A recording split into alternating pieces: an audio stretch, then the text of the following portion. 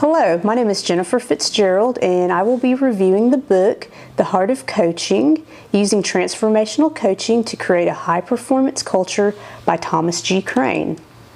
First, let me tell you a little bit about the author. Thomas Crane is the founder of Crane Consulting. He has a master's degree in business administration. He actually pioneered the transformational coaching process, and he works with Fortune 1000 companies in leadership development, implementing culture change, team building, group collaboration, and coaching seminars.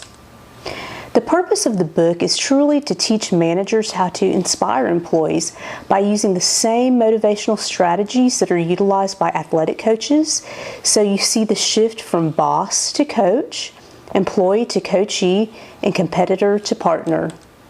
Another purpose of the book is to describe the transformational coaching process, and that is first and foremost looking at the facts. The manager wants to collect objective data on the staff member. The process is performance-based. It looks at workplace performance issues. It's relationship-centered, looking at teamwork, and it takes time, which involves self-appraisal. It's a very slow process. It also requires conversation, which is talking, caring, which is having a heart, humility, which involves understanding on the part of the manager and the employee, balance, which is looking at the big picture, and accountability, which is responsibility. The target audience for this book are executives, leaders, managers, supervisors, or anyone who oversees people. The strengths of the book are first that it's very easy to read. There are many bullet points, numerous graphs, and short paragraphs. It's applicable to managers and employees in a variety of industries such as healthcare, business, and education. And the book clearly defines the transformational coaching process, which is the 3 C's of transformational coaching and the 7 C's of high-performance teams. Some shortcomings of the book are that the author assumes that any manager can be a coach.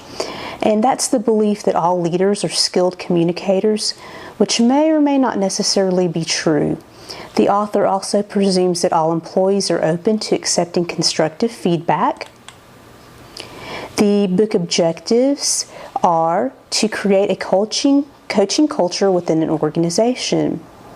And that is an organization in which managers learn how to connect with their employees. They get to know their staff on a personal level.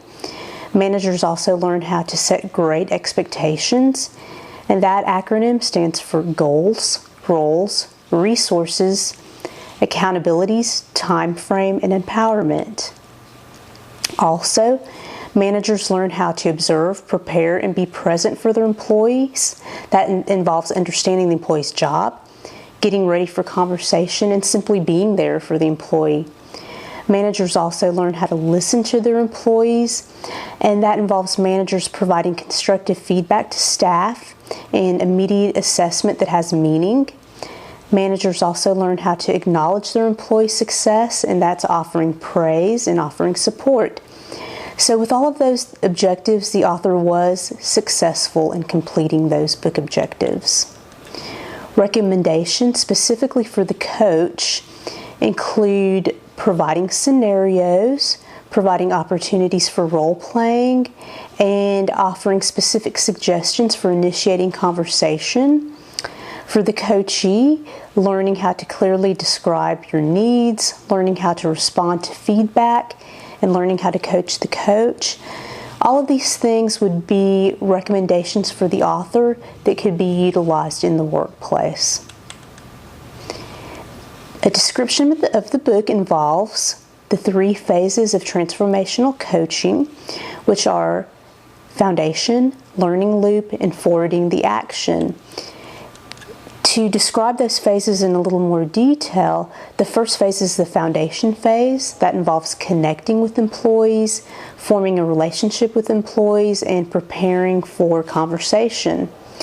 The next phase is the learning loop phase. That's where the manager actually has a conversation with the staff member and gives recommendations and constructive feedback. Then third and final phase is forwarding the action phase. That's where the manager provides follow-up, recognizes successes, and offers support. And then finally, the book describes the 7 C's of high-performance teams. The first is course, that's being in line with the organization's goals. Commitment, which is engagement. Communication, which is initiating conversation. Character, which describes the virtue and integrity of both the manager and the staff member. Change, which is being innovative. Collaboration, which is working in teams. And coaching, which is truly the mentoring process. The description of the book in a nutshell really describes connecting, listening, and supporting employees in order to implement change. And that is the end of my presentation. Thank you very much.